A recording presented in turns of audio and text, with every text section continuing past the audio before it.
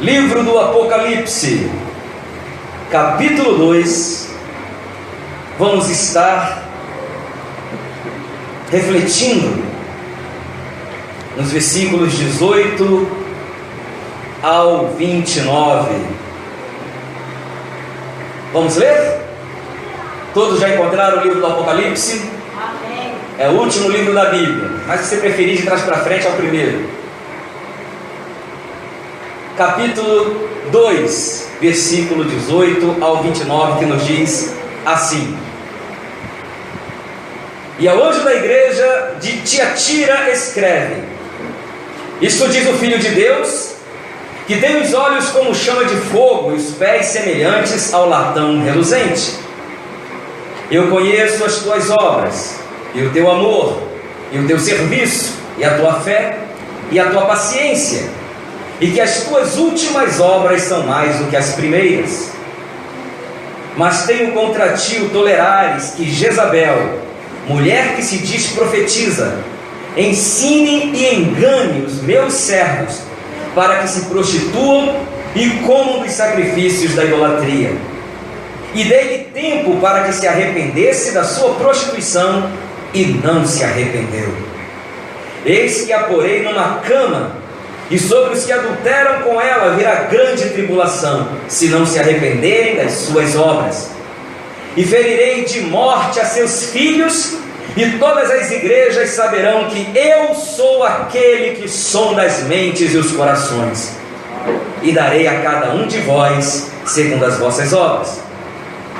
Mas eu vos digo a vós e aos restantes que estão em Tiatira, a todos quantos não têm esta doutrina e não conheceram, como dizem, as profundezas de Satanás, que outra carga vos não porei, mas o que tendes, retende-o até que eu venha. E ao que vencer e guardar até o fim as minhas obras, eu lhe darei poder sobre as nações, e com vara de ferro as regerá, e serão quebradas como vasos de oleiro, como também recebi de meu Pai, e dar-lhe-ei a estrela da manhã. Quem tem ouvidos, ouça o que o Espírito diz às igrejas. Amém. Pai Santo querido, obrigado pela Tua palavra lida mais uma vez. Estamos aqui diante, Senhor, desta porção das Escrituras, e somos inteiramente, Senhor, necessitados do Teu auxílio, e que o Teu Espírito nos ilumine o entendimento e prepare o nosso coração para recebermos com alegria a Tua palavra. Ministra sobre nós, Senhor, e fala de acordo com as nossas necessidades, pois atentos à Tua voz estamos, não somente para escutar, mas também para a cumprir. Então seja conosco, é o que nós te pedimos, te agradecemos, no nome precioso de Jesus. Amém. Graças a Deus. Podeis nos assentar, povo do Senhor. Glória a Deus. Tanto para os que vêm nos acompanhando nas últimas semanas, como para quem esteja aqui porventura pela primeira vez, né, para como se diz lá no mundo, para não pegar o bonde andando. Nós estamos estudando o livro do Apocalipse, um estudo que já começou há umas boas semanas atrás, né, no início do ano, início de janeiro, dia 5 de janeiro. Pastor Luiz lembra, tem anotado ali na Bíblia dele todas as pregações que eu já fiz ali, está tudo anotado. Quando eu pego um versículo, o pastor pregou isso aqui no dia 23 de dezembro de 1999, está certo, está tudo ali anotadinho, que maravilha. Irmãos, de modo que, então, no início de janeiro, dia 5 mais exatamente, demos início ao estudo do livro do Apocalipse. Então, muito do que nós vamos falar aqui, sempre a gente precisa reportar ao que já comentamos. Então, fica um pouco mais fácil o entendimento para quem já vem acompanhando. Mas vamos com calma, vamos explicando direitinho para que todo mundo assimile. Recapitulando então, apenas para que os irmãos saibam qual foi o nosso ponto de partida. O livro do Apocalipse foi escrito primeiramente para cristãos que viviam no final do primeiro século. por volta do ano 95, 96, depois de Cristo, todos os apóstolos já haviam sido mortos. Aqueles 12 que Jesus escolheu, todos foram martirizados. Pedro, André, João é o que está escrevendo o Apocalipse. A Paulo, Bartolomeu, Tiago, filho de Alfeu, e assim por diante. João era o único que ainda sobrevivia, já avançado em idade, bem idoso. E o exilaram na ilha de Patmos, um mar ali na região da Grécia, conhecida ali como Mar Egeu. Tem várias ilhas ali, e uma dessas ilhas é a ilha de Patmos, que naquela época era usada como uma ilha prisão. Só iam para lá gente barra pesada. E o velho, o idoso João, foi enviado para lá porque pregava a palavra de Deus. E naquela ocasião, o Senhor Jesus revelou a João o que esperava a igreja neste mundo, ou melhor, o que a igreja deveria esperar deste mundo, que é perseguição, acontecimentos os mais variados, como guerras, prisões, martírio, porque a igreja é como uma luz que brilha no meio das trevas, e as trevas querem sempre apagar essa luz. E João explica ainda no capítulo 1 como essa visão, essa revelação começou a vir para ele. Então ele teve uma visão, ele foi arrebatado dos seus sentidos, como se ele tivesse ido para fora do corpo, né? E ele teve uma visão onde ele via 7 castiçais de ouro, 7 candeeiros, e no meio daqueles 7 castiçais, um ser semelhante ao Filho do Homem. E ele faz a descrição, porque antes dele ter a visão, uma voz muito poderosa disse para ele: o que vês, escreve num livro. E ele diz que a voz era como uma voz de trombeta, e numa outra ocasião ele disse que era uma voz como de multidão de muitas águas. Era uma voz tão poderosa que ele não tem como descrever. E quando ele se vira para ver quem estava falando com ele, porque a voz vinha como se a pessoa estivesse detrás dele, quando ele se vira, então ele vê os 7 castiçais de ouro, aquele ser caminhando no meio dos 7 castiçais, e ele faz a descrição: a cabeça e o cabelo brancos como lã, o rosto resplandecendo como o sol, os olhos brilhantes como chamas de fogo. E ele via da boca daquele Filho do Homem uma espada afiada, uma longa espada de 2 fios, ou seja, que corta dos 2 lados, né? Saindo da boca daquele Filho do Homem, vestido até os pés com uma longa vestimenta branca, com um cinto de ouro. Na sua mão direita ele tinha 7 estrelas, e os seus pés, apesar do longo vestido, dava para ver os pés brilhavam como um latão, como um metal que tivesse sido aquecido numa fornalha. E aquela visão representava, era a revelação do próprio Senhor Jesus a João. E por que Jesus se apresentou nesta figura, desta forma a João?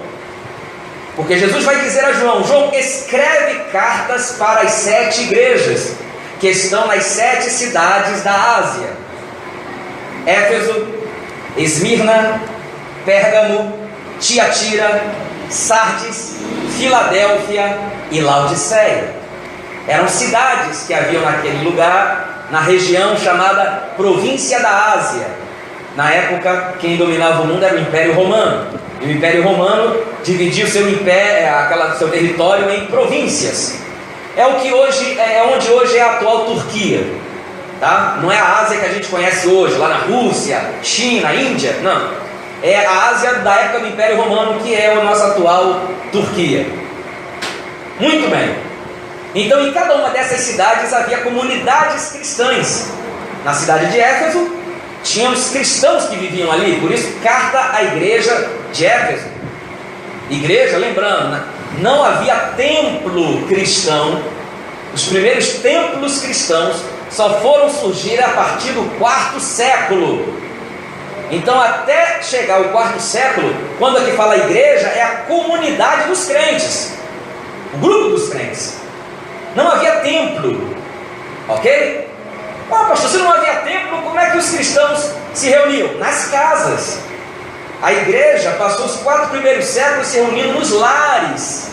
A igreja cristã era uma igreja conhecida como igreja doméstica, uma igreja que crescia nos lares, nas famílias. Então, quem tinha uma casa mais ampla, então não pensem os irmãos que a igreja primitiva era, sabe, um espaço com 100, 200 pessoas. Não, nada disso. Eram pequenas casas onde se reuniam talvez 20, 30 pessoas por reunião. Então as casas também não eram tão grandes, então talvez 20 pessoas já lotavam o espaço. Mas também não havia uma casa só para todo mundo. Então havia a casa da irmã Ana Paula, domingo é culto na casa da irmã Ana Paula, aí lá pela quarta-feira talvez era culto na casa do irmão Arival, aí chegava no outro dia da semana, o irmão Reinaldo Wagner, culto na casa dele, e aí os irmãos iam se reunindo, um grupo aqui, um grupo ali. Então eram pequenas comunidades. Vocês estão compreendendo? E no final do 1º século intensificou-se a perseguição aos cristãos, principalmente porque o imperador romano, alguns deles, não eram todos, mas uma boa parte dos imperadores romanos tinham um surto de loucura em achar que eram Deus. Então eles exigiam ser declarados divinos, tinham que ser cultuados, adorados e até se oferecer sacrifícios a eles. Então, assim sendo, os cristãos, sendo fiéis ao Senhor Jesus, não declaravam a divindade do imperador. Diziam que só Jesus é o Senhor. E isso despertava a ira do império contra os cristãos. E foi nesse clima, nesse ambiente de intensa perseguição, onde muitos dos nossos irmãos, lá no final do 1º século, eram presos, eram torturados, eram martirizados, queimados vivos, lançados às feras, tinham seus bens tomados pelo Estado. Foi nesse clima de intensa perseguição que João, o último sobrevivente dos apóstolos, foi exilado na ilha de Patmos, foi para a ilha prisão. Mas lá, Jesus ordena que ele escreva cartas às igrejas, aos seus servos que estavam sendo perseguidos. E a essas 7 igrejas, Jesus se apresenta, sempre enfatizando uma característica dessa visão primeira, do capítulo 1, onde Jesus elogia a igreja naquilo que ela está bem, a adverte naquilo que ela está ruim, dá uma palavra de encorajamento aos que perseveram, mesmo quando naquelas igrejas onde a maioria estava se desviando, mas sempre tinha um grupo ali fiel. Então Jesus os estimula a permanecerem fiéis até o fim, e termina geralmente a carta dizendo: quem tem ouvidos, ouça o que o Espírito diz às igrejas. E Jesus encerra dando uma promessa aos vencedores. Essa é a estrutura básica de cada uma das 7 cartas. Lembrando que essas 7 cartas, 7 na Bíblia é o número da perfeição. Então as 7 igrejas representam a totalidade da igreja, a igreja em todas as eras. Então mesmo hoje, 2021 anos depois de Cristo, onde houver um grupo de crentes que adoram ao Senhor, haverá no meio dessas igrejas, essas várias igrejas que estão espalhadas pelo mundo, igrejas com as características de Éfeso, igrejas com as características de Esmirna, igrejas com a característica de Pérgamo, igrejas com a característica de Tiatira, igreja com as características de Sardes, igrejas com as características de Filadélfia, igrejas com a característica de Laodiceia. Aí a gente só precisa saber com qual dessas 7 igrejas nós nos identificamos mais. Lembrando que Esmirna e Filadélfia, essas duas foram as únicas que Jesus não teve reprimendas a dar. Elas só foram elogiadas. Mas as outras 5, todas elas tinham alguma deficiência. Tinham um ponto fraco que Jesus precisou adverti-los e chamá-los ao arrependimento. Ficou todo mundo? Eu acho que agora deu para atualizar todo mundo do que a gente está falando, certo? Então já vimos 3 das cartas: Éfeso, Esmirna, e na última terça-feira nós falamos da igreja de Pérgamo. Hoje nós vamos falar da 4ª carta, endereçada à 4ª igreja, a igreja que estava na cidade de Tiatira. Ou seja, igreja, quer dizer, a comunidade de crentes, cristãos que moravam ali em Tiatira. Tudo bem? Tudo bem até aqui? Podemos avançar? Então vamos lá, porque essa carta é um pouquinho longa, mas dá para a gente falar com tranquilidade dos aspectos dessa carta. Então, começando no versículo 18,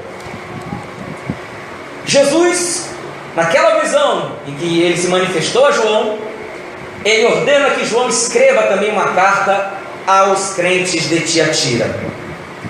E a carta sempre inicia dizendo assim: e ao anjo da igreja que está em tal lugar. Lembrando que anjo se refere ao líder daquela igreja. Olha só que coisa interessante, né? Jesus, para falar a toda a comunidade, ele se dirige mais especificamente ao líder. Porque existe uma hierarquia. Existe uma hierarquia. E mesmo o Senhor Jesus, que é o dono da igreja, ele respeita a hierarquia. Porque não é ele quem constitui os ministros do seu povo? É ele quem constitui. Se ele se dirigisse diretamente à igreja sem passar pelo líder que ele próprio constituiu, ele estaria indo contra os princípios que ele mesmo estabeleceu. E veja que lá naquela visão do capítulo 1, ele está com as 7 estrelas na mão direita, e ele explica a João: as 7 estrelas que você viu na minha mão direita são os 7 anjos das 7 igrejas. Então anjo ali, lembrando, a gente já explicou isso, só para relembrar, que a palavra anjo, que no grego é angelos e no hebraico malak, significa literalmente mensageiro. Então essas palavras foram usadas para se referir aos mensageiros espirituais de Deus, porque uma das funções dos seres angelicais é enviar uma mensagem de Deus a alguém, não é verdade? Então por isso angelos no grego, ou malak no hebraico, significa, então foi usado para se referir aos seres angelicais também. Então aqui em Apocalipse, quando diz ao anjo, quer dizer, ao ângelos que está em tal cidade. Então entender esse anjo como se referindo a seres espirituais, não tem lógica João escrever uma carta para um anjo. Então a interpretação mais coerente com as escrituras é que esse anjo seja o líder da igreja, o pastor daquela igreja, o ministro constituído por Cristo para liderar aquela igreja. Tudo bem até aqui? Então Jesus se dirige ao anjo, ao mensageiro, ao ministro que ele constituiu ali na cidade de Tiatira. Então Jesus, ele faz a sua autodesignação, ele se apresenta dizendo: e ao anjo da igreja de Tiatira escreve: isto diz o Filho de Deus, que tem os olhos como chama de fogo e os pés semelhantes ao latão reluzente. Primeira coisa, os olhos como chama de fogo e os pés como latão reluzente foi apresentado naquela visão do capítulo 1. A gente já descreveu aqui. Então por que Jesus se apresentou assim a João? Porque é outra característica que Jesus vai evidenciar, mas agora para a igreja de Tiatira. Jesus se apresenta como aquele que é o Filho de Deus, aquele que tem ele próprio a divindade, pois ele, Filho de Deus, se aplicando a Jesus, se refere à sua coexistência com o Pai, a sua igualdade de essência e natureza do Pai. Mas ele também se revela como aquele que tem os olhos como chama de fogo e os pés como latão reluzente. Isso já avisa a igreja que a mensagem que será endereçada a ela vem daquele de quem nós não temos como ocultar nem as nossas obras nem as intenções com as quais realizamos qualquer obra. Porque Jesus vai elogiar a igreja de Tiatira pelas obras que ela tem. Olha, Tiatira, você tem muitas obras. Inclusive, as tuas últimas obras são maiores que as primeiras. Era uma igreja que progredia em fazer a obra do Senhor. Porém, Jesus também vai se revelar como aquele que esquadrinha as mentes e os corações. Aleluia. Porque não basta fazer, precisa-se saber o que te motiva a fazer algo para Deus. Porque muitas pessoas podem estar aparentando estar realizando muita coisa para Deus, mas as suas motivações não serem as corretas, as intenções não serem as melhores. Você está compreendendo? Por isso Jesus se apresenta como aquele que tem os olhos como? Ele vê o que está oculto e escondido. Amém? Amém. Muito bem. Além dele ter os olhos como chama de fogo, ele também tem os pés como latão reluzente. Isso fala de pés para exercer juízo. Ele tem autoridade para pisar o iníquo que não se arrepende dos seus pecados. Então Jesus não apenas sonda e esquadrinha e vê as intenções com as quais realizamos ou deixamos de realizar algo para Deus, como ele também dará a justa retribuição se não houver arrependimento. Está claro isso? Pronto, então Jesus se autodesigna assim, e nós vamos ver ele destrinchar aqui a mensagem à igreja de Tiatira, e que vai tocar nesses pontos que nós já aqui antecipamos. Versículo 19, Jesus começa agora o teor da carta. Ele diz para a igreja, para os irmãos ali de Tiatira: primeiro, eu conheço as tuas obras. Jesus diz isso praticamente a todas as igrejas. Eu conheço as tuas obras. Eu conheço, eu sei o que você faz. Eu sei o que você está fazendo. Lembrando que quando esta palavra é direcionada a uma igreja obediente, imagina, está o crente ali andando na obediência, fazendo a vontade de Deus, aí Jesus vem e diz: eu sei as tuas obras. Maravilhoso, né? Consolador, isso. Agora, se a igreja não está andando ordenadamente, se a igreja está vacilando, se a igreja não está indo bem, aí vem a mesma mensagem, porém, olha como é que ela toma uma conotação de advertência: eu sei as tuas obras. É a mesma mensagem, porém com um sentido negativo, de advertência. No caso aqui, Jesus está falando de forma positiva, porque os crentes de Tiatira, a quem Jesus se dirige agora, são aqueles que estavam fazendo boas obras. Então Jesus diz: eu sei, eu conheço as tuas obras. E ele diz mais: e o teu amor, diferente da igreja lá de Éfeso, a primeira carta, que o povo tinha perdido o primeiro amor. Jesus diz: não, vocês ainda têm a essência do amor. E o teu serviço, e a tua fé, a tua fidelidade, e a tua paciência, ou seja, a tua perseverança, a tua constância. Porque mesmo sob perseguição, nós já pintamos aqui qual é o quadro geral, qual era o quadro geral naquela época. Todo cristão tinha a cabeça colocada a prêmio. Ser cristão era ser excluído da sociedade. Se apresentar como um seguidor de Cristo era estar passível a perder o emprego, as pessoas não comprarem no teu comércio. E aquele ali é um cristão, não compre da mão dele não. Era ser esquecido pelos amigos, por mais influentes que fossem na sociedade, você acabava caindo no ostracismo, né? Você sabe o que é ostracismo, né? Não é comer ostra não. Ostracismo é quem gosta muito de comer ostra, não. Ostracismo é a pessoa que fica isolada. Ninguém lembra dela, ninguém liga para ela, ninguém manda mensagem no WhatsApp para ela, ninguém curte as mensagens do Facebook ou do Instagram. ou do sei lá mais o que. É tanta rede social que a gente até fica perdido. Hoje em dia é isso, né? Cair no ostracismo é não receber curtidas nas redes sociais. Pronto, isso é cair no ostracismo. Então ser cristão naquele tempo era estar sujeito a isso tudo. Mas a igreja, apesar disso tudo, tinha obras, tinha amor, tinha fidelidade, que é fé aqui, tinha serviço e tinha a perseverança. Era golpeada, mas não cedia. Era perseguida, mas não se rendia.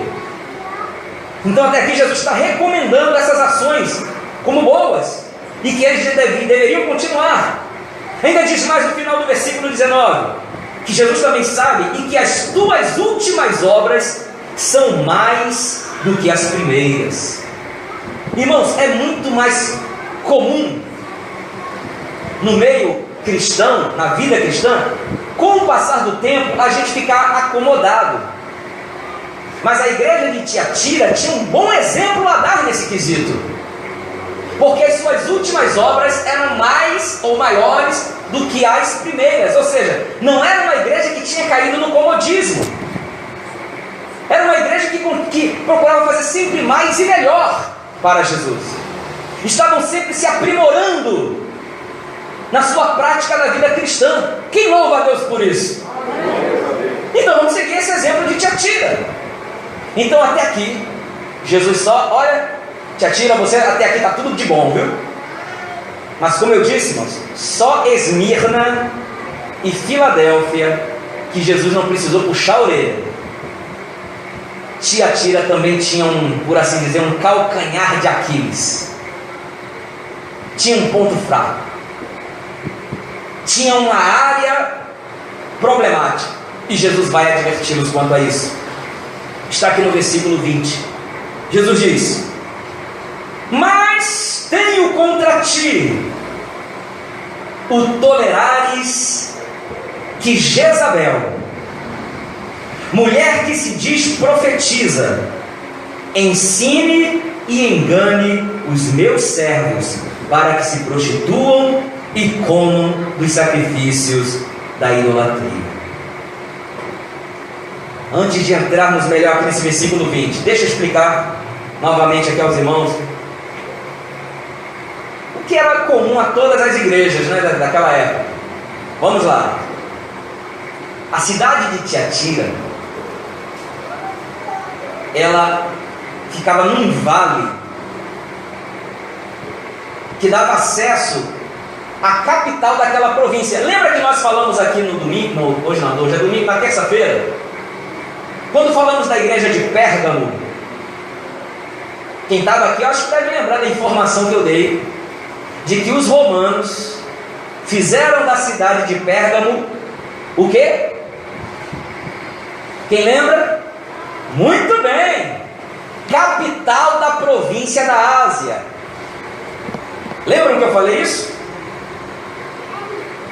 Não lembram? Vocês me digam onde é que vocês estão comprando queijo tão barato e comendo queijo todo dia. Porque a cidade de Pérgamo, foi o que a gente falou no último culto, era a capital daquela província da Ásia. Então era a cidade mais importante. Por isso Pérgamo tinha seus problemas que a gente comentou aqui na terça-feira. Como capital, ela era o centro do culto ao imperador. Tinha lá um altar de Zeus, lembra? Um enorme altar de 34 por 37 metros.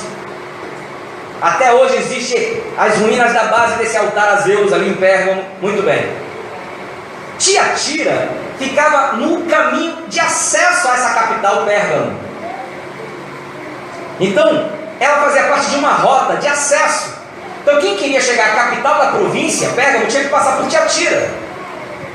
E você sabe que, desde os tempos antigos, toda cidade que é trajeto, está no meio do caminho de uma rota importante, ela prospera comercialmente. Ok? Então, Tiatira, ela tinha uma pujança comercial devido à sua localização estratégica de acesso à cidade capital da província, Pérgamo. Então havia muito comércio. Inclusive, irmãos, não sei se você sabe, se não sabe, fique sabendo, porque eu sei e quero que você saiba também, que naquela época já se organizavam sindicatos. Você sabia disso? Não existia CUT, mas já tinha sindicatos. Então, cada área profissional se formava em grupos que buscavam os seus interesses comuns, se ajudavam mutuamente. Então, por exemplo, tinha os artesãos, que trabalhavam com objetos de argila, faziam jarros, pratos, tudo de argila. Então, havia o sindicato dos artesãos. Havia o sindicato dos tecelões, que trabalhavam enfiando tecidos. Havia o sindicato dos pesqueiros. Havia o sindicato dos fabricantes de imagens, de ídolos. Havia o sindicato dos pecuaristas. E assim por diante. Então havia sindicato dos vinhateiros, sindicato dos plantadores de trigo, sindicato disso, daquilo. E conforme nós falamos também lá quando nos referimos a Pérgamo, cada atividade comercial tinha o seu patrono. Eles adoravam a determinadas divindades que eram tidas como padroeiros daquela atividade comercial. Já falamos aqui, temos o exemplo do deus do vinho, Baco, que também era adorado chamado também como Dionísio. Então, quem tinha vinhas e plantava pés de uva para fazer vinho, cultuava a Dionísio ou a Baco, deus do vinho, pedindo que ele fizesse os pés de uva florescer, para que eles pudessem produzir muitos vinhos e ter lucro. Então, quando havia as reuniões, as festividades a essas divindades, eles tinham que se encontrar, os comerciantes, eles se encontravam para fazer acordos comerciais. E os crentes, isso era um problema comum em todas as cidades romanas. Então um cristão que tinha o seu comércio, tinha a sua área profissional de atividade, ele era instado, ele era quase que obrigado, forçado a ter que participar dessas festividades pagãs. Porque se ele não participasse, ele não fechava acordos, ele não fazia comércio, ele não lucrava e acabava tomando prejuízo no seu negócio. Você está compreendendo? Só que a gente falou disso lá em Pérgamo, e aqui em Tiatira a coisa ainda ficava um pouco mais grave. Por quê? Porque haviam pessoas no meio da igreja que diziam o seguinte: nós temos um inimigo comum, que é o diabo. Olha o que eles ensinavam lá. Temos um inimigo comum que é o diabo. Só que você, meu irmão, você, minha irmã, para vencer o diabo, você tem que conhecê-lo. Então você tem que participar dessas festividades pagãs. Você tem que comer das coisas sacrificadas aos ídolos. E outra coisa, para você vencer o pecado, você tem que ter experiência com o pecado. Então, se prostitua também. Olha o que se divulgava na igreja de Tiatira. Por isso Jesus censura, dizendo: o que eu tenho contra você, Tiatira, é que você tolera esta mulher chamada Jezabel. Ela era uma mulher chamada Jezabel mesmo? Muito provavelmente não. Você vê que em outra carta Jesus diz: tem aí os que seguem a doutrina de Balaão, que é aquele personagem do Antigo Testamento. Jezabel aqui também, muito certamente, está fazendo referência àquela rainha que casou com o rei Acabe e trouxe do seu país a idolatria, o culto a Baal, o culto a Deus Azerá, e aí suprimiu o culto ao verdadeiro Deus, mandou matar os profetas de Deus, e ela trouxe os seus profetas pagãos e, como uma praga, espalhou aquela adoração pagã, que incluía orgias, promiscuidade, imoralidade em todo o território de Israel. Então, muito provavelmente, Jesus, quando diz aqui, havia uma mulher na igreja de Tiatira que Jesus chama simbolicamente de Jezabel, ou seja, ela é profana como aquela Jezabel do Antigo Testamento. Ela induz o meu povo à idolatria como aquela Jezabel. Ela persegue os meus profetas que falam em meu nome como aquela Jezabel. Ela faz o meu povo se desviar de mim como aquela Jezabel. Você está entendendo agora? Então Jesus diz: eu tenho contra ti que você tolera. A igreja deveria ter repreendido aquela mulher, deveria tê-la colocado em seu devido lugar, tirando-a do meio do povo de Deus. Porém, a igreja ficou calada diante dela, porque essa mulher, conforme diz aqui nessa carta de Tiatira, ela se dizia uma profetisa, ela se dizia receber revelações direto de Deus, ela dizia falar em nome de Deus, com a autoridade do Senhor. Mas, irmãos, não fala da parte de Deus só quem diz, assim diz o Senhor. Não fala da parte de Deus só porque cita versículos da Bíblia. Quem fala da parte de Deus não induz o povo ao erro. Quem fala da parte de Deus não compactua com o pecado. Quem fala da parte de Deus chama o povo ao compromisso, à responsabilidade, a um caráter santo. Então aquela Jezabel, seja lá qual fosse o nome verdadeiro dela, mas Jesus a chama de Jezabel, comparando-a àquela mulher profana do Antigo Testamento, ela reivindicava falar em nome de Deus. Mas o que ela fazia na verdade? Jesus diz, ela se diz profetiza, só que ela ensina e engana os meus servos. Então ela tinha um poder de influência entre os crentes de Tiatira. Irmãos, nos dias de hoje não é diferente. Há comunidades, há igrejas, há grupos de crentes que tem pessoas, seja homem ou mulher, mas que tem uma influência sobre a comunidade. Está ali no meio, talvez nasceu ali mesmo, sabe? Se converteu, entre aspas, né? Aceitou Jesus, ou então já veio de outro lugar e se infiltra ali no meio, fica por ali e aí começa a se destacar. É porque fala bonito, é porque é eloquente, é porque faz uma oração poderosa, é porque fala em língua estranha, é porque bate o pé, é porque rodopia, é porque é isso e aquilo, e as pessoas começam a dar espaço, as pessoas começam a dar crédito. Não, olha, não mexa com a irmã fulana não, porque ela fala da parte de Deus. Não mexe com o irmão cicrano não, porque ali é o ungido do Senhor. Mas o teor daquele ensino não vem do trono da graça, vem eu ia dizer que vem do sanitário de Satanás, e não do trono da graça, vem da privada do diabo. O ensino não vem do trono da graça, mas vem da privada do inferno, porque são ensinos que deturpam aquilo que Deus originalmente falou. Lembre da serpente do Éden. Como é que a serpente se apresentou para Eva? Foi assim que Deus disse: não comerás de nenhuma árvore do jardim.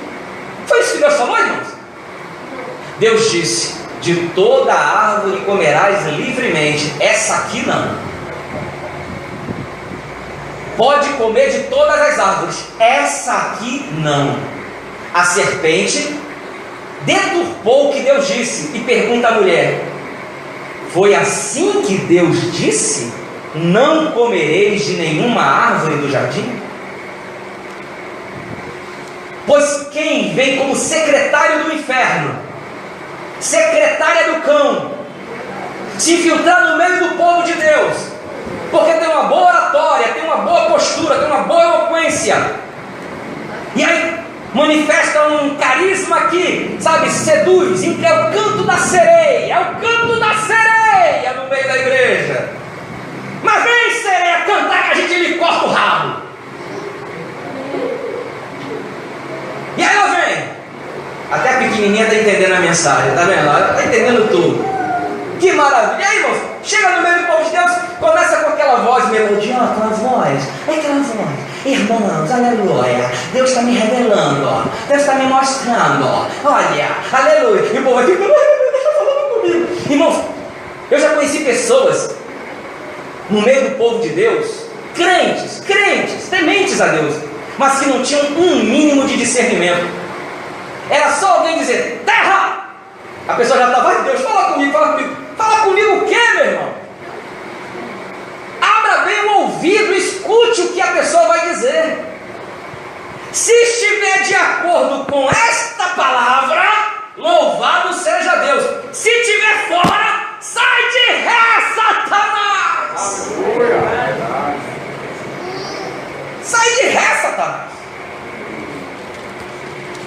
Então não é porque a pessoa fala língua estranha, bonitinho, prega bem. Não! Ouça o que a pessoa está dizendo. Se fala contra a palavra, se deturpa o que Deus disse, não aceite. Pois a igreja de Tiatira não teve esse critério. Aquela mulher influente, se dizendo mensageira de Deus, enganando o povo com doutrinas de demônios, estava induzindo o povo ao erro. Eu conheci um irmão no Rio de Janeiro, novo convertido. Aí ele chegou na igreja. E ele era um rapaz bonito. Era porque hoje ele é mais velho do que eu. Se eu fiquei feio, ele então piorou. Mas na época ele era bonito. Era um rapaz apresentável. Aí chegou na igreja, você sabe, né? Igreja cheia de mulheres doidas para casar.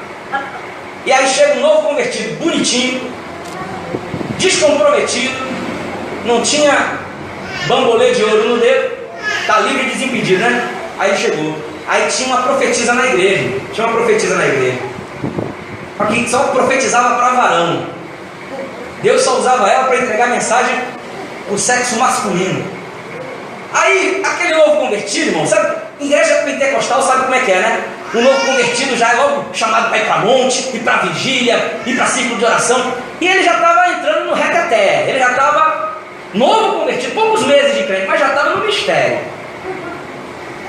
Aí, um dia ele estava no culto, aí veio essa irmã profetizar para ele. E a irmã estava carente. A irmã estava no desespero. Ela estava na unção do Homem-Aranha, subindo pelas paredes.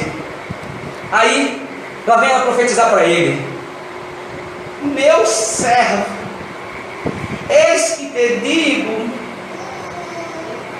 dá atenção a esta minha serva, que ela está carente. E ele, irmãos, achando que não podia desobedecer a profecia, foi lá dar consolo à irmã. Aí quando ele compartilhou isso com um outro irmão, né? Contou que tinha ocorrido, o irmão: o que você foi? Meu irmão, se Deus mandou. Que Deus mandou o quê, rapaz? Você não vigiou? Ele: não, eu fiquei com medo de desobedecer a profecia, né? Você está vendo? Aí vocês: mas é porque ele era novo convertido. Tá. E quantos crentes velhos estão caindo no mesmo engodo? No mesmo engodo. Só que não cai porque é ingênuo. Na verdade não caiu. O crente não cai, ele se joga. Tem crente que não cai, ele se joga, ele despenca. Então tem que vigiar nisso. Então não aceitemos o ensino da Jezabel. Tudo bem? Então, para fechar esse assunto aqui da Jezabel, o ensino dela dava a entender isso. Se a gente tem que lutar contra o diabo, a gente precisa conhecer bem o diabo. Então vamos nos aprofundar nos assuntos do diabo. Então isso incluiria que está permitido ir para a festa pagã, comer da carne dos sacrifícios e até participar das imoralidades que rolam por lá. Porque assim você vai estar conhecendo de perto as obras de Satanás, então você estará mais habilitado a lutar contra ele. Olha que mentalidade! Por isso Jesus vai dizer mais adiante sobre aqueles que alegavam conhecer as profundezas de Satanás. Você está entendendo? Mas vamos lá, próximo versículo 21. Mesmo quando Jesus dá essa reprimenda, olha a graça do Senhor Jesus em dar tempo para que as pessoas se arrependam. Versículo 21. E dei-lhe tempo para que se arrependesse da sua prostituição, e não se arrependeu. Irmãos, se Jesus fosse matar todo mundo na primeira vacilada que desse, a humanidade não teria passado nem de Adão e Eva. Eva, você comeu, comi. Pá! Já foi. Inferno. Adão, comi com ela. Pá! Inferno também. Pronto, acabou a humanidade. Só tinha os dois. Acabava ali mesmo. Mas Deus dá tempo para que o homem ou a mulher que pecou se arrependa. Deus não matou logo Jezabel, aquela Jezabel da igreja de Tiatira, seja lá qual fosse o nome dela, mas deu tempo. Deus foi paciente, misericordioso. Aí a gente fica vendo tanta bagaceira no mundo e fica perguntando por que Deus não pune esse infeliz que cometeu essa tragédia, e aquele outro que fez essa besteira, e aquele outro. Deus dá tempo para que mesmo o pior pecador se arrependa. Ninguém vai chegar no inferno dizendo: eu não tive a oportunidade. Teve. Você teve a vida toda para se arrepender, mas não aproveitou, pereceu. Amém? E aí o que Jesus continua dizendo? Versículo 22. Eis que a porei numa cama, e sobre os que adulteram com ela virá grande tribulação, se não se arrependerem das suas obras. Jesus disse que vai punir aquela profetisa, que ele chama de Jezabel. E quando fala que os que se prostituem com ela, está falando dos seus filhos espirituais, ou seja, dos que seguiam a sua doutrina, o seu ensino. Mas Jesus diz: também vou puni-los, se não se arrependerem. Então o arrependimento, enquanto há vida, há oportunidade de arrependimento. Que Deus gracioso é o nosso. Muito bem. Chega no versículo 23, aí diz: e ferirei de morte a seus filhos espirituais, os seus seguidores, e ferirei de morte a seus filhos, e todas as igrejas saberão que eu sou aquele que sonda as mentes e os corações. Está vendo por que Jesus se apresentou como aquele que tem os olhos como chama de fogo? Porque ele sonda as mentes e os corações. Ele não vê só o que a gente faz, ele vê o que está na nossa mente e quais as nossas verdadeiras intenções quando fazemos alguma coisa. Ah, olha aquele rapaz, que bonito, olha, ele sempre ajuda aquela velhinha. Quando vê ela vindo do mercado com as sacolas pesadas, ele sempre ajuda, ele leva as compras até dentro da casa dela. Olha que coisa linda, eu vejo todo mês, todos os fins de semana, a velhinha vai na feira, mas ele ajuda ela a trazer as compras de casa. Mas ninguém sabe que aquele rapaz com aquele gesto aparentemente tão despretensioso entra, deixa a sacola, mas sempre pede para ir ao banheiro, enquanto a velhinha está lá distraída com as compras na cozinha. Só que quando ele entra no corredor, ao invés de ir para o banheiro, ele vai no quarto, abre gaveta, e aí acha dinheiro, bota no bolso, acha uma joia, bota no bolso, acha um relógio caro, bota no bolso, pega o celular da velhinha caro, bota no bolso, um iPhone, um iPod, não sei do que, bota no bolso. Aí todo mundo só vê, olha que bonito, ele é tão generoso, ele é tão dedicado, ele é tão... Mas não, irmão, ele é um larápio, ele é um vagabundo que aparenta ter uma boa ação para dar o golpe do ladrão. Já viram aquelas pessoas que adoram ser prestativas com quem vai usar o caixa eletrônico no banco? Principalmente idosos, aposentados, que vão lá sacar o seu dinheirinho da aposentadoria. Sempre tem um malandrinho ali, ó. Ô, minha senhora, tia, tá com dificuldade aí de tirar o dinheiro? Pera aí, minha senhora, eu lhe dou uma ajuda, né? Nessa ajuda, digita aí sua senha. Pronto, ó, não tô vendo não, hein? Ó, tô vendo não. Ele é tão rágil que faz as coisas, a velhinha não vê. Essa máquina tá com problema, eu já digitei a senha, não saiu o dinheiro, saiu, o ladrão já pegou no bolso, já foi embora. Ela vai chamar o gerente, vai chamar o operador da máquina, que vai dizer: não, a senhora já sacou. Não saquei, não saiu o dinheiro. Tinha um rapaz aqui me ajudando, ele viu, cadê o rapaz? O rapaz já foi embora com o dinheiro. A boa intenção faz o ladrão. Não é nem a ocasião, é a aparente boa intenção. Deixa eu ajeitar aqui, porque essa máscara aqui é só o sangue de Jesus, viu? Muito bem, pronto, ajeitei a máscara. Então, Jesus sonda as mentes e os corações, e ele diz no final do versículo 23: e darei a cada um de vós segundo as vossas obras. A recompensa será dada conforme o que Cristo avaliar. Amém? Muito bem. Já caminhando para o final, versículos 24 ao 29. Vamos lá, 24. Agora, irmãos, depois de Jesus dar a reprimenda, ele volta agora a se dirigir àqueles que eram os que permaneciam leais. Tinha a ala dos que se desviaram, seguindo aquela mulher Jezabel, mas tinham os sobreviventes, tinham os restantes, o remanescente fiel. Há um remanescente fiel aqui, diga glória a Deus. Então olha a palavra de Jesus ao remanescente: mas eu vos digo a vós e aos restantes que estão em Tiatira, a todos quantos não têm esta doutrina. Que doutrina? A doutrina da Jezabel, que não aceitou esse ensino falacioso e não conheceram, como dizem, as profundezas de Satanás. O que é conhecer as profundezas de Satanás? Já explicamos. Era aquela ideia errada de que, para lutar contra o diabo, você tem que conhecer o diabo. Para resistir ao pecado, você tem que provar o pecado, saber como o pecado é, a cor do pecado, o cheiro do pecado, o gostinho do pecado. Você tem que conhecer o pecado de perto. Então vai lá, se esfrega bem no pecado, se lambuza do pecado, porque aí você vai ter experiência própria para poder resistir. Que cabeça! Irmão, é lamentável, mas há muitos crentes, não vou dizer muitos, há alguns por aí que ainda pensam dessa maneira. Não imagina.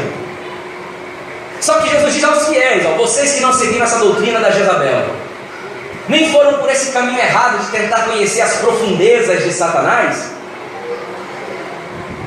que outra carga vos não porei. Jesus não dará uma responsabilidade além da que Ele já nos deu. E qual é a responsabilidade que Ele já nos deu? De sermos fiéis ao que já temos recebido. Irmãos, você não precisa querer conhecer tudo profundamente, mas aquilo que Deus já permitiu que você alcançasse, guarde fielmente isso. Pastor, eu falo em línguas. Amém. Seja sempre fervoroso no espírito. Pastor, eu nunca falei em línguas. Não tem problema, continue fiel mesmo sem falar em línguas. Pastor, eu tive visões, vi anjos. Amém, glória a Deus. Pastor, eu nunca vi nem o pé de um anjo. Glória a Deus também. Porque há irmãos que terão experiências que você nunca terá, mas você também terá experiências que o outro nunca terá. Então aquilo que Deus concede a você por sua misericórdia e graça, Ele te confiou isso, seja fiel ao que Ele te confiou. Não queira ter a experiência que outros alegam ter tido, porque a vida cristã não é feita pela experiência dos outros. Você está entendendo? Porque eis a questão. A gente já ouviu falar muito aqui. Você já ouviu falar em igreja pentecostal? Não já? Já ouviu falar em igreja neopentecostal? Você sabe a diferença? Não vou entrar nos mínimos detalhes, mas uma das características das igrejas neopentecostais é enfatizar a experiência individual. Exemplo: irmãos, fui mandado embora do emprego, fiquei na pendura, mas como eu sempre fui dizimista, fui lá e disse: Deus, eu não aceito, eu me revolto. Pois irmão, depois de 3 meses,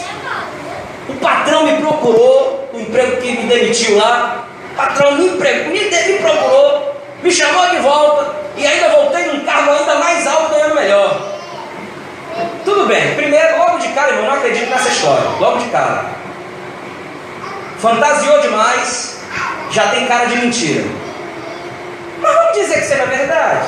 Vamos dar um pingo assim de crédito. Tá bom, é verdade. Tá, se um irmão ou uma irmã teve essa experiência verdadeira, real, glória a Deus. Agora, eu vou dizer que Deus vai fazer isso com todo um crente que perder emprego. É o que as igrejas neopentecostais fazem. Pega um testemunho que pode até ser verdade, mas na maioria das vezes não é. Na maioria das vezes não é. Um colega que tem lá no trabalho, ele passou num programa de televisão de uma igreja, contando o testemunho de um carro que tinha ganhado, pois ele nunca teve carro, mas passou na televisão lá dando testemunho. Tá vendo? Por isso que eu digo, paralítico que anda sem nunca ter sido paralítico, só entrou na igreja na cadeira de roda, mas nunca foi paralítico, estava ali só ensinando. Isso acontece aos montes. Não estou dizendo que Deus não faz milagres. Deus opera milagres. Deus cura. Eu já fui curado. Minha mãe já foi curada. Já orei por pessoas que foram curadas. Mas também já orei por pessoa que morreu. Pastor, ora aqui por mim. Eu orei. No dia seguinte, aquela pessoa que o senhor morreu. Não vou nem espalhar isso, senão ninguém mais vai me pedir oração.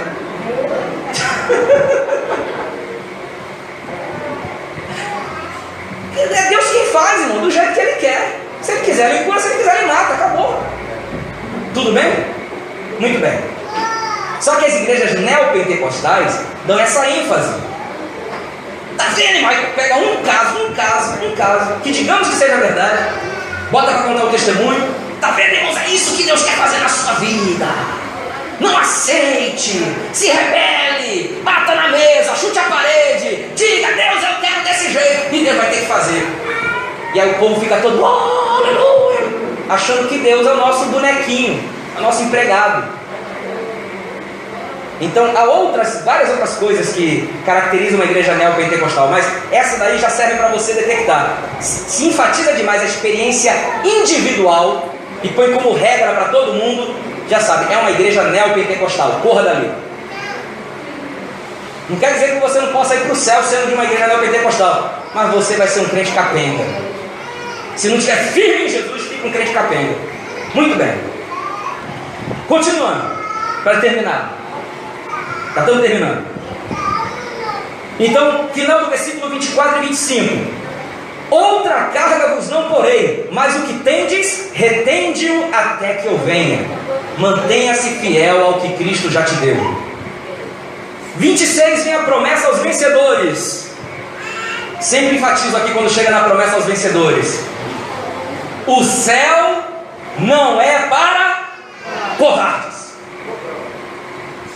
O céu é para vencedores, corajosos, destemidos, que arriscam a sua própria vida, se necessário for, por amor ao Evangelho. Então, ao que vencer e guardar até o fim as minhas obras, olha o que Jesus promete: eu lhe darei poder sobre as nações. Você quer entender bem o que isso aqui significa? Vamos lá, repetindo. A igreja estava sob perseguição. O Império Romano perseguia, prendia, maltratava, torturava e até matava cristãos. Nações contra a igreja.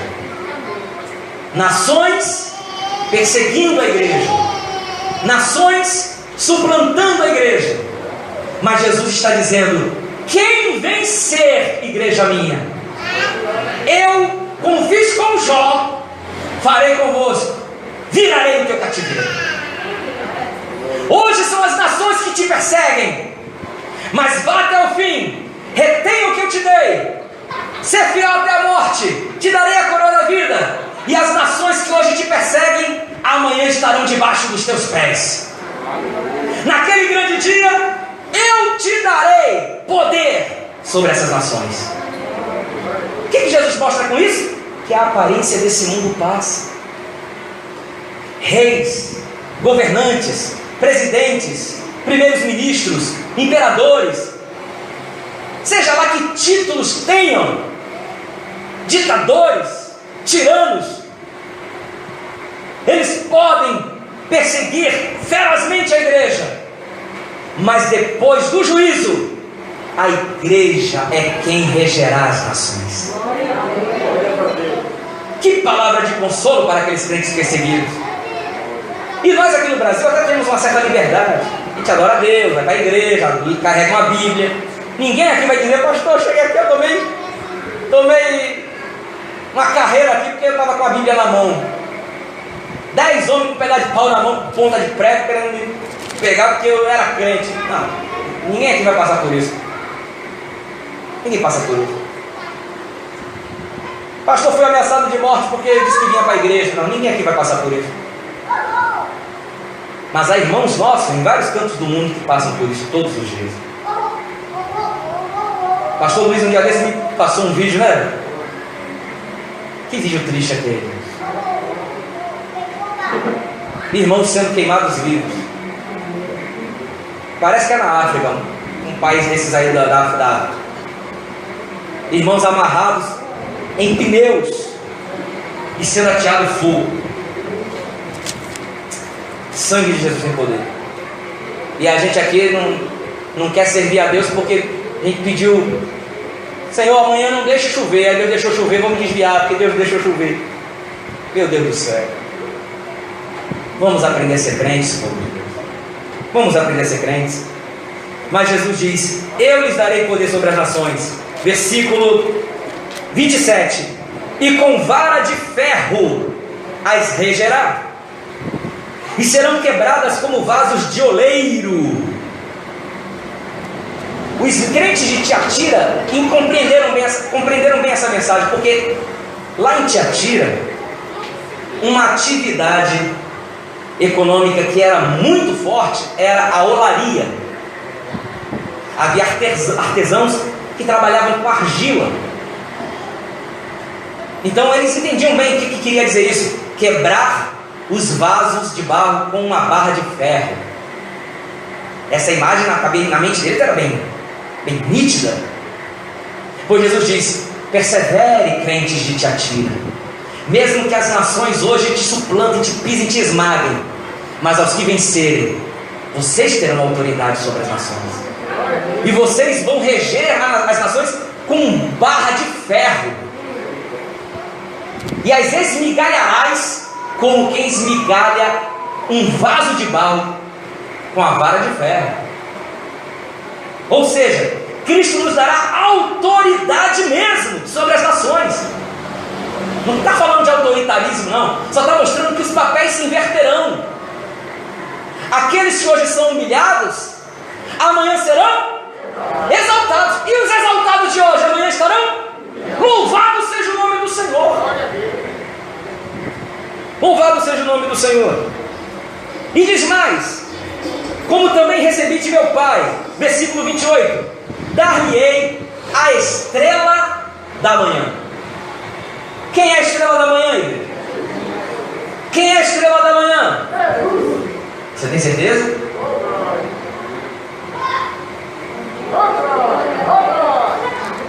Está escrito na Bíblia que Jesus é a estrela da manhã? Eu gosto de deixar os irmãos assim, pensativo. Quem pode ler, por favor? Apocalipse 22:16. Vamos ver quem é a estrela da manhã. Apocalipse 22:16. Eu, Jesus, enviei o meu anjo para vos testificar que estas coisas igreja, eu sou a raiz e a geração da vida, a resplandecente estrela da manhã. Ô glória! Está vendo? Apocalipse 22:16. Eu, Jesus falando no final ali do Apocalipse, eu, Jesus, enviei o meu anjo para testificar essas coisas. Eu sou a raiz e a geração de Davi, a resplandecente estrela da manhã. Quem é a estrela da manhã, igreja? Agora você diz com certeza, né? Eu gosto de deixar dizer assim: ah, é Jesus mesmo? Aí todo fica pensativo, é Jesus mesmo. Agora, por que Jesus se identifica como uma estrela? Na Bíblia, estrela sempre está ligado à realeza. Lembra aquela profecia, quando Balaão foi chamado para amaldiçoar Israel? Deus não permitiu Balaão amaldiçoar. Aí teve uma profecia dizendo assim, ó, quando Balaão diz: vê-lo-ei, mas não agora, contemplá-lo-ei, mas não de perto. Uma estrela procederá de Jacó, e o cetro, que é aquele bastão real, né? A estrela não se arredará de Jacó, nem o cetro dentre os seus pés. Então ali já era a profecia, estrela se referindo a um rei que viria do meio do povo de Israel. O rei Davi usava como insígnia uma estrela de 6 pontas, a chamada estrela de Davi, que une 2 triângulos, que na verdade não são triângulos, viu, irmãos? Aquela estrela de Davi não são 2 triângulos, um em pé e outro invertido. Ali na verdade são 2 letras hebraicas, Dalet, porque em hebraico Davi é David, começa com D, termina com D. Então as duas, a primeira e a última letra de Davi, em hebraico, David, são colocadas invertidas e formam aquela estrela. Interessante, né? Muito bem, está vendo? Aqui você também aprende história. Que maravilha. Muito bem. Assim sendo, a estrela então sempre esteve ligada à realeza. Por isso que aqueles sábios que vieram do Oriente chegaram em Jerusalém dizendo: onde está o recém-nascido rei dos judeus? Porque vimos a sua estrela no Oriente e viemos adorá-lo. Pelo aparecimento de uma estrela diferente, eles disseram: um rei surgiu. Glória a Deus. Então quando Jesus diz: quem vencer, lhe darei poder sobre as nações e lhe darei a estrela da manhã. Ou seja, Jesus está mostrando que nós fomos de fato feitos reis e sacerdotes para Deus o Pai. Nós somos uma nação real. Você, meu irmão, minha irmã, reinará com Cristo. Aqui vai ser enfatizado novamente isso. E a nossa autoridade real deriva da autoridade de Cristo. Por isso que lá em Apocalipse 22:16 ele diz: eu sou a raiz e a geração de Davi, a resplandecente estrela da manhã. Sabe, a estrela da manhã, que também é conhecida como a estrela d'alva. Já ouviram falar na estrela d'alva? Por que estrela d'alva? Você sabe o que significa? Quem acorda de manhã ainda escuro, bem cedinho, conforme o sol vai anunciando a sua chegada, né, o horizonte vai clareando. O que vai acontecendo com as estrelas? Elas vão desaparecendo. Por quê? Elas estão ali, elas não saem dali, mas elas começam a ser ofuscadas pela luz do sol. Mas mesmo quando o sol já começa a despontar no horizonte, sempre tem uma estrela que é a última, ela está ali. Todas se apagaram, mas ela ainda continua insistente ali. É a estrela d'alva, que tem um brilho mais intenso e por isso ela é a última a desaparecer do céu. Então quando Jesus se identifica como a resplandecente estrela da manhã, ele está mostrando que todos os reinos passarão, estrelas por assim dizer, mas o seu reino permanecerá. Então nós participaremos deste reino que não passará, mesmo quando todos os reinos terrenos tiverem passado. Amém? Por isso concluímos: quem tem ouvidos, ouça o que o Espírito diz às igrejas. Essa mensagem é para todos nós. Vamos ficar de pé, povo de Deus. Eu espero que tenha sido esclarecedor para vocês. Hoje eu acho que me prolonguei um pouco mais, né? Mas também a carta é um pouco maior do que as demais. Glória a Deus. Vamos orar. E aí, antes de orar, eu só preciso fazer uma pergunta. Será que alguma coisa da igreja de Tiatira, você conseguiu fazer alguma associação a você? Alguma coisa da igreja de Tiatira com a qual você se identifica? Ou com a igreja de Éfeso, ou Esmirna, ou Pérgamo, que nós também já estudamos? Essa já é a 4ª carta. Faltam 3. Ainda temos muito que aprender. Então todos estão convidados a estarem aqui na terça-feira, quando nós vamos falar da igreja de Sardes. Sardes ou Sardo, os 2 nomes estão corretos. Então esteja convidado a estar aqui conosco. Sinta-se convidado. E venha, porque ainda temos muito que aprender. Vamos orar. Pai querido e santo, obrigado pela tua palavra. Obrigado pelo que aprendemos com a igreja de Tiatira. Aprendemos o que devemos procurar imitar essa igreja e também aprendemos o que devemos evitar.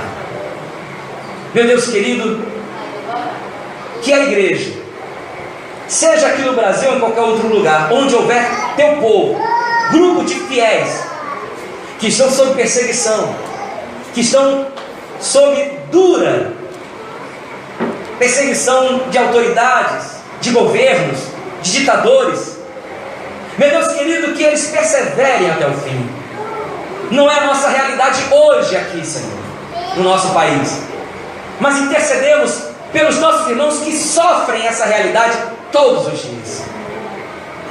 Porém, Senhor, se hoje eles são humilhados, a tua palavra garante que amanhã eles serão exaltados.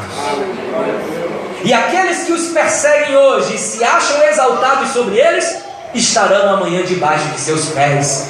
Aleluia! Porque reinaremos contigo, Senhor.